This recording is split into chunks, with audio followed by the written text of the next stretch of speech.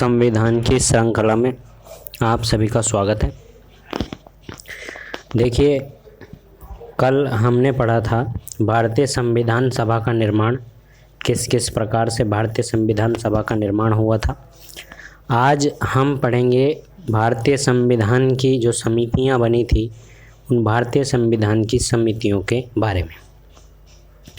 देखिए, उद्देश्य प्रस्ताव 22 जनवरी 1947 को स्वीकार कर लिया गया था और उस उद्देश्य प्रस्ताव के बाद अनेक समितियों का गठन किया गया। इनमें जो समितियां थी, इन समितियों को दो प्रकार से वर्गीकृत किया गया या दो रूप में इनको बांट दिया गया। देखिए, दो रूप कौन कौन से थे, इसको समझने का प्रयास करते हैं। ये संविधान की समितियां,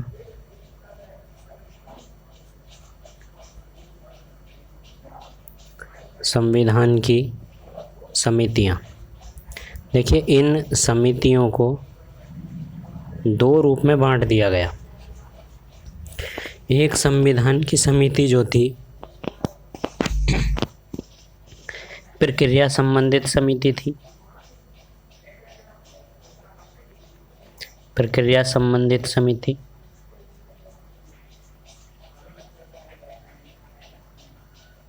और दूसरी समितियां थी विषय संबंधित समिति, विषय संबंधित समिति।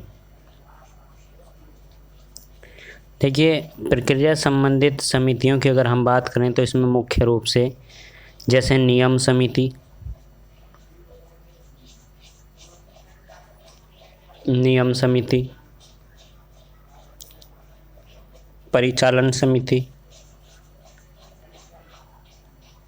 परिचालन समिति, प्रक्रिया समिति और सभा समिति, सभा समिति और इसमें अधिकार समिति। ये वो समितियां थी जो प्रक्रिया संबंधित समितियों से संबद्धता रखती थी। और विषय संबंधित समितियों की अगर बात की जाए तो विषय संबंधित समितियों में जैसे प्रारूप समिति, ये सबसे बड़ी और मुख्य समिति थी, प्रारूप समिति। और प्रारूप समिति और संघ समिति, संघ समिति, संघ समिति, प्रांतीय समिति, संघ संविधान समिति। यानी कि जो मुख्य मुख्य समितियां थी वो विषय संबंधित समितियों में थी। संघ संविधान समिति, संघ संविधान समिति इत्यादि। देखिए, मुख्य मुख्य सारी समितियां जो थी वो विषय संबंधित समितियों में थी। अब हम ये देखने का प्रयास करते हैं कि प्रक्रिया संबंधित समितियां क्या थी और जो विषय संबंधित समितियां थी, ये समितियां क्या थी। देखिए, प्रक्रिया संबंधित जो समितियां थी, ये संविधान निर्माण की प्रक्रिया के प्रश्नों को हल करने के लिए गठित की गई थी। प्रक्रिया समिति, इनका जो उद्देश्य था, प्रक्रिया समिति का जो उद्देश्य था, प्रक्रिया समिति का उद्देश्य था संविधान निर्माण की प्रक्रिया में,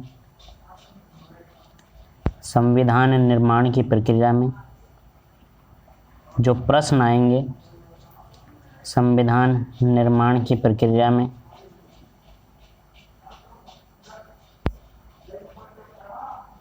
प्रक्रिया के प्रश्नों को हल करना, प्रश्नों को हल करना। देखिए, प्रक्रिया संबंधित समिति का जो उद्देश्य था वो था संविधान निर्माण की प्रक्रिया के जो प्रश्न आएंगे उन प्रश्नों को हल करना। और जो विषय संबंधित समिति थी, इसका निर्माण संविधान निर्माण करने वाली समितियां थी। ये वो समितियां थी जिनका वास्तविक उद्देश्य संविधान का निर्माण करना था या संविधान निर्माण के लिए ये समितियां बनाई गई थी। देखिए, दो प्रकार की समितियां बनी। एक समिति थी प्रक्रिया संबंधित समिति और दूसरी समिति थी विषय संबंधित समिति। विषय संबंधित में मुख्य मुख्य समितियां, जो मुख्य समितियां थी, जैसे प्रारूप समिति, संघ संविधान समिति, संघ समिति, अल्पसंख्यक समिति, झंडा समिति, रियासत समझौता समिति, प्रांतीय संविधान समिति, मूल अधिकार संबंधित समिति, ये सारी समितियां विषय संबंधित समिति थी और इनका उद्देश्य था जो संविधान निर्माण है, संविधान निर्माण के लिए ये बनाई गई थी। देखिए संविधान निर्माण के लिए संविधान सभा की जो परामर्श समिति थी, देखना यहाँ ध्यान ये देना है, संविधान निर्माण के लिए संविधान सभा की परामर्श समिति, सबसे पहले जो परामर्श समिति थी, परामर्श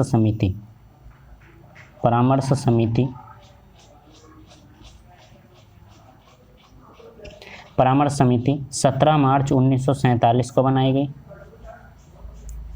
17 मार्च 1947 को बनाई गई और ये केंद्रीय तथा प्रांतीय विधानमंडल के सदस्यों को संविधान की प्रमुख विशेषताओं के संबंध में उनके विचार जानने के लिए एक प्रश्नों की सूची भेजी गई और संविधान सभा के सदस्यों को संवैधानिक पूर्व, यानी कि ऐसा समझ सकते हैं कि जो संविधान के पूर्व की स्थितियां थी, जो विश्व के विभिन्न देशों के संविधान थे या उनके जो दृष्टांत थे, उनकी 3 प्रतियां इन प्रांतीय और केंद्रीय विधानमंडल के सदस्यों को भेजी गई। इसमें लगभग 60 देशों के जो अंग थे, यानी कि 60 देशों के जो अंश थे, उन अंशों को इन 3 प्रतियों में भेजा गया। देखिए केंद्रीय और जो प्रांतीय विधानमंडल के सदस्य द्वारा जो भेजे गए उत्तर थे, उसी के आधार पर परामर्श समिति ने एक रिपोर्ट तैयार की। देखिए ये परामर्श समिति, इस परामर्श समिति के द्वारा संघीय, यानी कि केंद्रीय और प्रांतीय, केंद्रीय और प्रांतीय विधानमंडल को,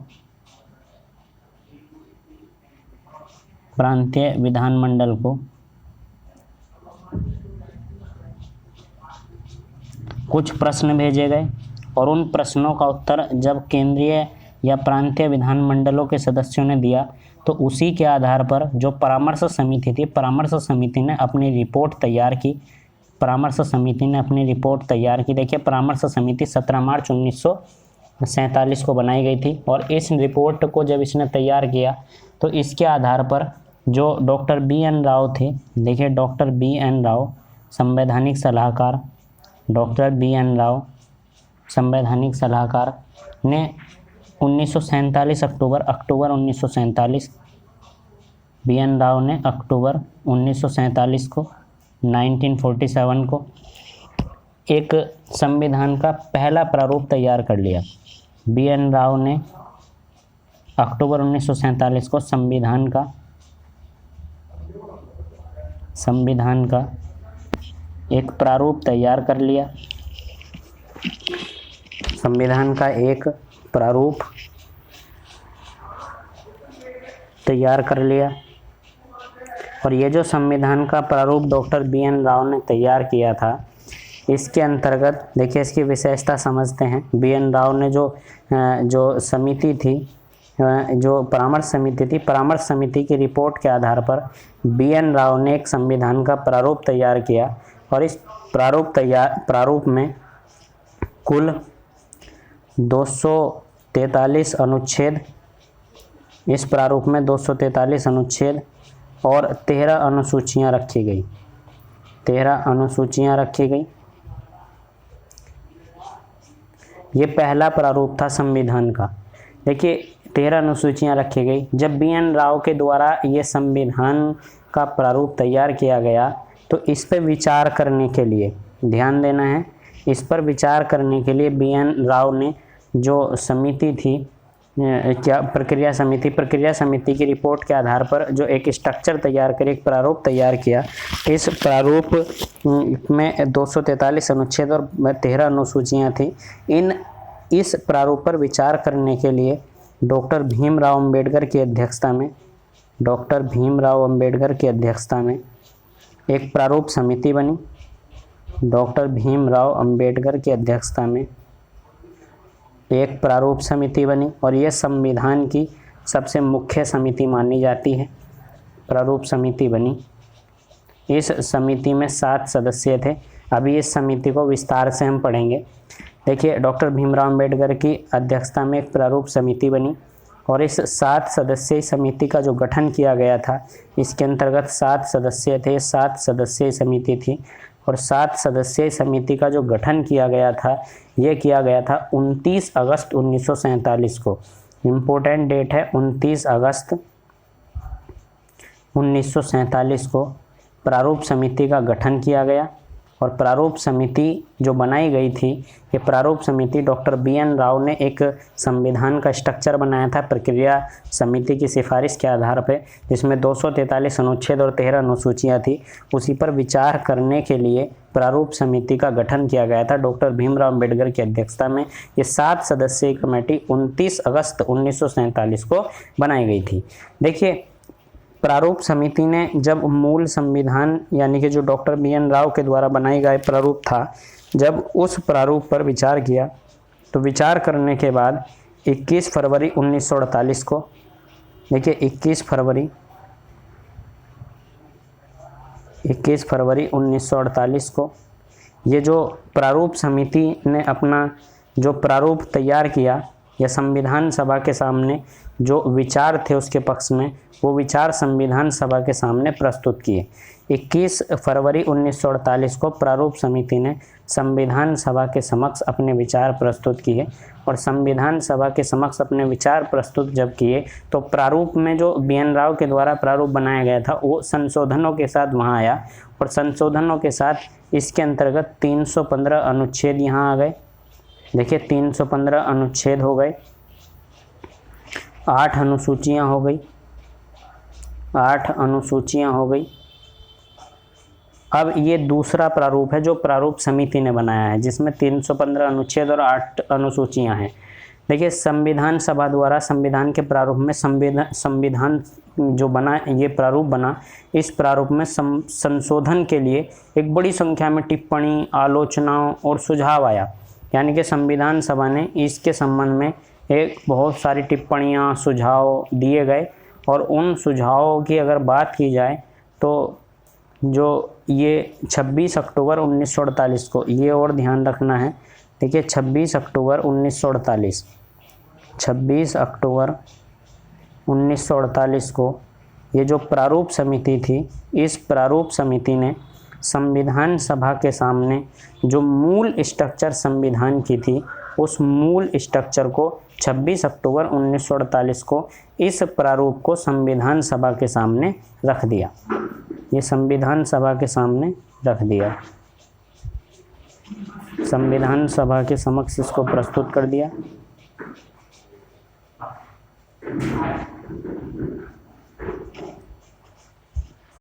छब्बीस अक्टूबर 1948 को प्रारूप समिति ने संविधान सभा के समक्ष ये प्रारूप को रखा।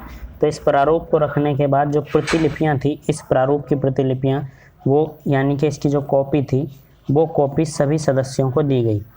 ये कॉपी सभी सदस्यों को दी गई, सभी सदस्यों को दी गई।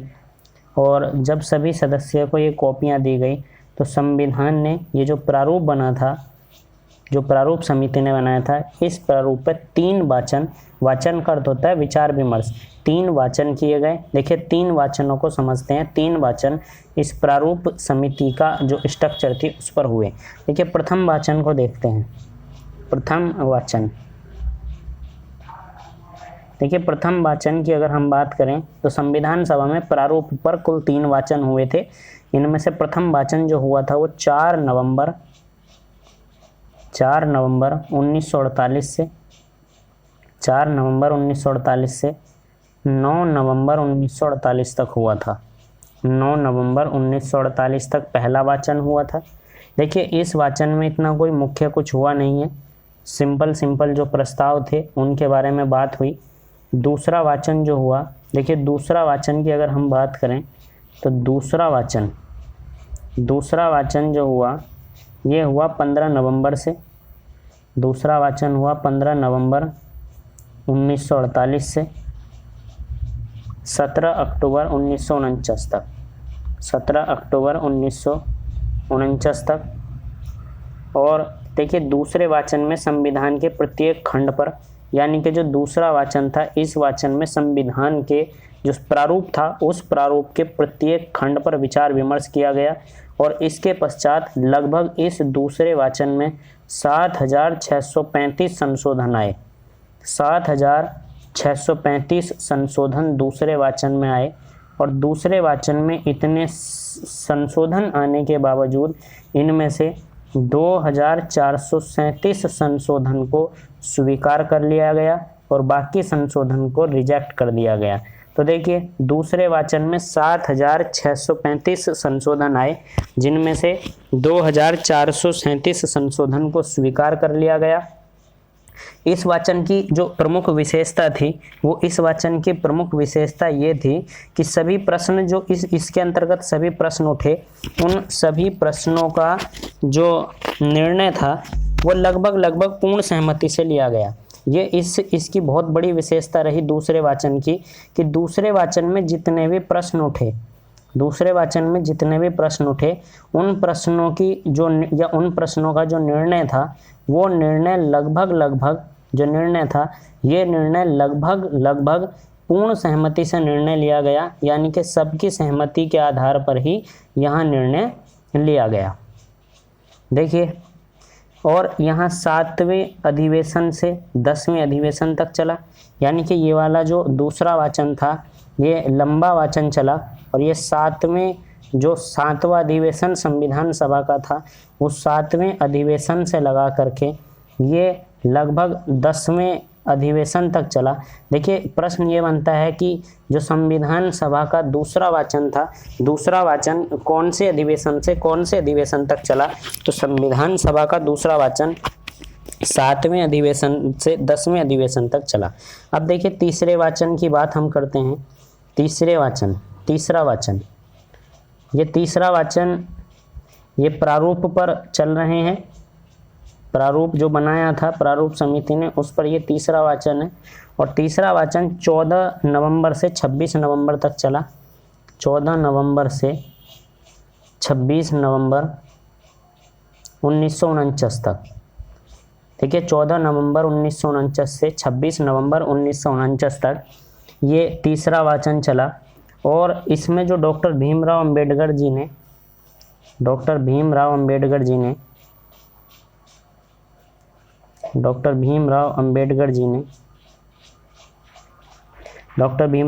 जी ने संविधान सभा द्वारा जो निर्मित संविधान था उसको पारित करने का प्रस्ताव रखा।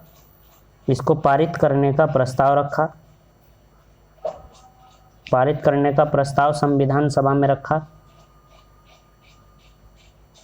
और देखिए जब डॉक्टर भीमराव अंबेडकर ने ये संविधान सभा में प्रस्ताव को पारित करने का जो प्रस्ताव दिया, इसी के आधार पर 26 नवंबर 1949 को ये प्रस्ताव पारित हो गया और इस दिन से भारतीय संविधान सभा में संविधान को अंगीकार कर लिया गया। अंगीकार मतलब अडॉप्ट कर लिया गया या उसको स्वीकार कर लिया गया, पारित कर लिया गया। संविधान अंगीकार किया गया, अडॉप्ट किया गया। देखिए भारत का संविधान 26 नवंबर 1949 जो तीसरे वाचन का अंत भी था, इस दिन संविधान सभा ने संविधान को अंगीकार कर लिया। और इस समय पर जब 26 नवंबर 1949 में कुल 284 सदस्य यहाँ उपस्थित थे। 284 सदस्य संविधान सभा में उपस्थित थे जिन्होंने संविधान पर हस्ताक्षर किए। देखिए संविधान पर हस्ताक्षर करने वाले सदस्यों की संख्या 284 थी। अगर इनमें बात की जाए महिलाओं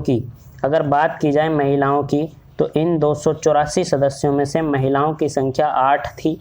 तो कई बार प्रश्न ये बनता है कि जब संविधान 8 महिला, देखिए जब संविधान बना तो उस संविधान बनने पर जो महिलाओं की जो सिग्नेचर हुआ, अंगीकार जब हुआ, तो महिला यानी कि जो संविधान की मूल प्रतिलिपि है उस पर कितनी महिलाओं के सिग्नेचर हैं? तो आंसर होगा 8 महिलाओं के हस्ताक्षर हैं। इनमें से जो 8 महिलाओं में से मुख्य महिलाएं उनको देख लेते हैं।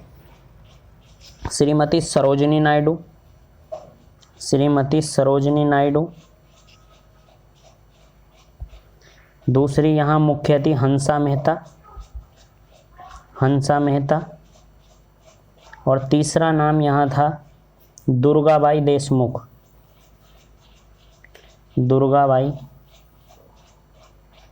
देशमुख, ये मुख्य नाम थे इन 8 महिलाओं में से। अब देखिए, इस प्रकार भारत का जो संविधान था, ये संविधान 2 वर्ष 11 माह और 18 दिन में बनकर तैयार हो गया। और लगभग इस संविधान का जो प्रारूप था, इस संविधान के प्रारूप पर 114 दिन, संविधान के प्रारूप पर 114 दिन की बहस हुई, 114 दिन बहस चली और 114 दिन की बहस के बाद संविधान का जो प्रारूप था इसको अडॉप्ट कर लिया गया। अब देखिए, भारतीय संविधान का जो अंगीकार होने की तारीख थी ये 26 नवंबर 1949 थी। भारतीय संविधान जो अंगीकार हुआ था, ये हुआ था 26 नवंबर 1949 को, 26 नवंबर 1949 को। और इसी दिन हम अपना जो संविधान दिवस है वो संविधान दिवस मनाते हैं। देखिए, जब ये अंगीकार हुआ 26 नवंबर 1949 को, तो इस समय इस संविधान में 395 अनुच्छेद थे, 395 अनुच्छेद थे। इसमें 8 अनुसूचियाँ थी, 8 अनुसूचियाँ थी और इस संविधान में 22 भाग थे, 22 भाग। देखिए, अंतिम बैठक जो 12वीं बैठक थी, देखिए इस संविधान की अंतिम बैठक, हम कह सकते हैं कि जो अंतिम बैठक थी संविधान सभा की, अंतिम बैठक, या इसको कह सकते हैं 12वीं बैठक। कुल 12 बैठक संविधान सभा की हुई थी। तो अंतिम 12वीं बैठक जो हुई थी ये 24 जनवरी 1950 को हुई थी। और 24 जनवरी 1950 को जब ये अंतिम बैठक हुई, तो इसी दिन जो डॉक्टर राजेंद्र प्रसाद थे, डॉक्टर राजेंद्र प्रसाद भारत के राष्ट्रपति बने, चुने गए। डॉक्टर राजेंद्र प्रसाद भारत के प्रथम राष्ट्रपति चुने गए, भारत के प्रथम राष्ट्रपति। देखिए, भारत के प्रथम राष्ट्रपति डॉक्टर राजेंद्र प्रसाद का चुनाव जो संविधान सभा की अंतिम 12वीं बैठक थी 24 जनवरी 1950 को। देखिए, डॉक्टर राजेंद्र प्रसाद जो थे ये बिहार के एक प्रमुख नेता थे।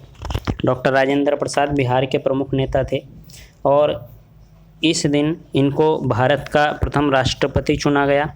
और जो संविधान सभा थी, संविधान सभा जो थी, उस संविधान सभा को भंग कर दिया गया, संविधान सभा को भंग कर दिया गया।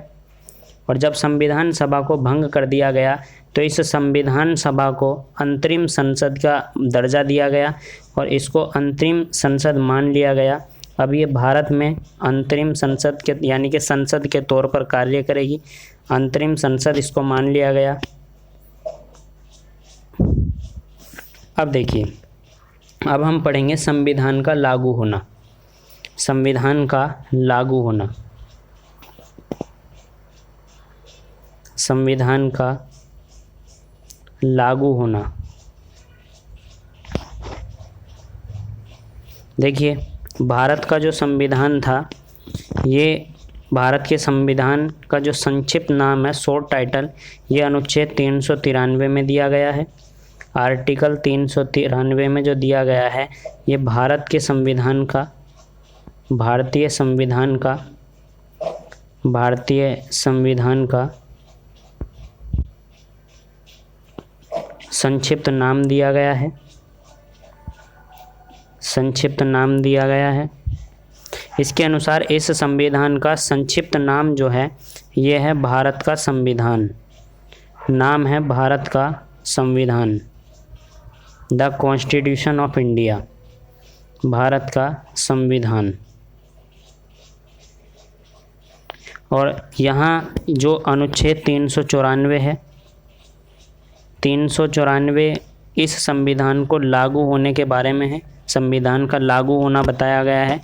इसके अनुसार जो 26 जनवरी 1950 को भारतीय संविधान लागू कर दिया गया, 26 जनवरी 1950 को भारतीय संविधान लागू कर दिया गया, या इसकी जो तिथि घोषित की गई, ये 394 अनुच्छेद है, 394 अनुच्छेद के अंतर्गत संविधान का लागू होना बताया गया है।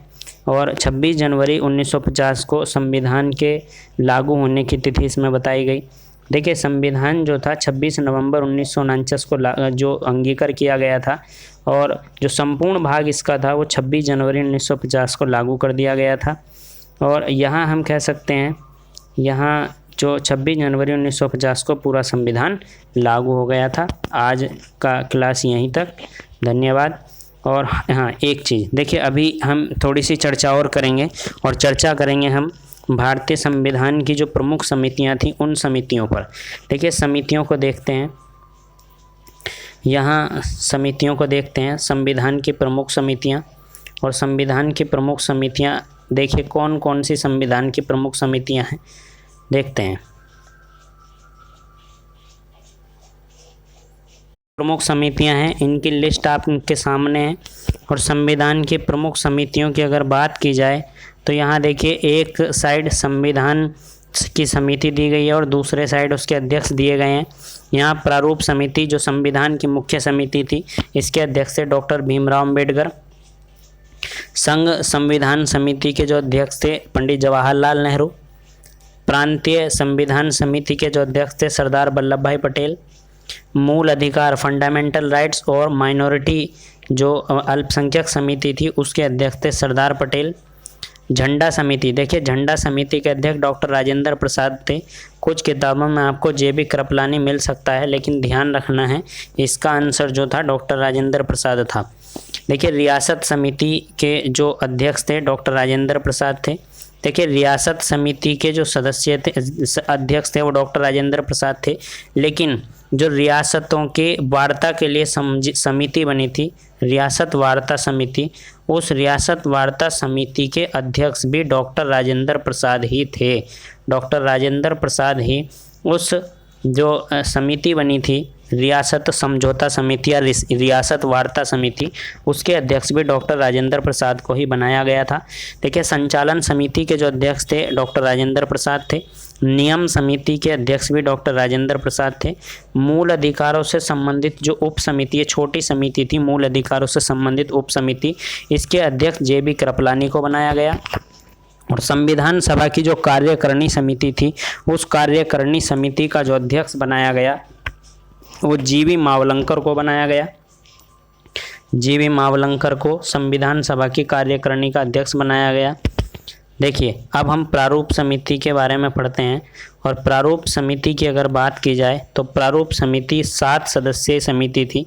और इस 7 सदस्यीय समिति प्रारूप समिति के जो अध्यक्ष थे वो डॉक्टर भीमराव अंबेडकर को इसका अध्यक्ष बनाया गया था। और देखिए इसके एक जो सदस्य एक अध्यक्ष हो गए डॉक्टर भीमराव अंबेडकर, दूसरे यहाँ एन गोपाल स्वामी आयंगर इसके सदस्य थे, के एम मुंशी इसके सदस्य थे, अल्लादी कृष्णा स्वामी अय्यर इसके सदस्य थे। और देखिए यहाँ सैयद मोहम्मद सादुल्ला इसके जो सदस्य थे।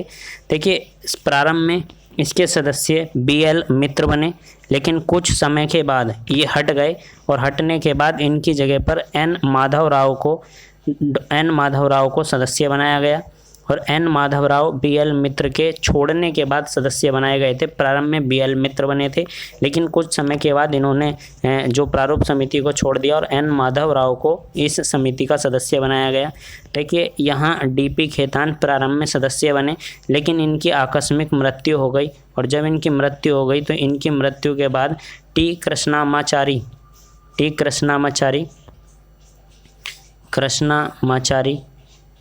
कृष्णामाचारी को इस समिति का सदस्य बनाया गया। ये संविधान की प्रमुख समितियां थी। आज की क्लास यहीं तक, धन्यवाद।